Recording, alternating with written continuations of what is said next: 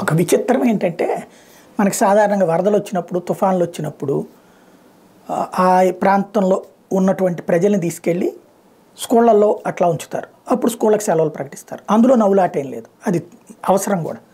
కానీ విదేశాల నుండి అక్రమ మార్గంలో బ్రెజిల్ వైపు నుండి మెక్సికో వైపు నుండి అక్రమ మార్గాలు మాఫియా శక్తుల ద్వారా వచ్చినటువంటి జనాల్ని శరణార్థులంటూ ఉంచితే వాళ్ళు క్రమక్రమంగా న్యూయార్క్ని ఆక్రమించేసుకుంటున్నారు. తాజాగా కొన్ని స్కూళ్ళల్లో, ప్రభుత్వ స్కూళ్ళల్లో న్యూయార్క్లో స్కూళ్ళకి సెలవు ప్రకటించారు. స్కూల్ పిల్లలు అక్కడికి వెళ్ళాక అక్కడ ఉన్నటువంటి జిమ్ము ఇతర భవనాల్లో ఈ శరణార్థులు వచ్చి కూర్చున్నారట. అదేమంటే మానవత్వం, మీరు మాకు షెల్టర్ కూడా ఇవ్వకపోతే మేము ఇక్కడ ఉన్నాం అని అధికారులకు చెప్పారట. కాబట్టి వాళ్ళకి ఆల్టర్నేటివ్ చూపించేదాకా ఇక్కడ స్కూల్కి సెలవులట. ఇలాంటి విచిత్రం ఎక్కడన్నా వింటున్నామా? అమెరికాలోనే వింటున్నాం.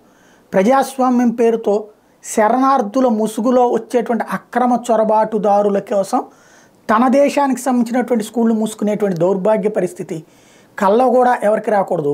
మన దేశంలో ఇప్పటికీ దరిద్రం ఫేస్ చేస్తున్నాం.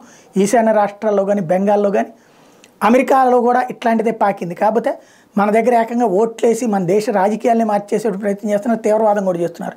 అక్కడ అట్లా చేయకుండా ఉండాలని కోరుకుందాం.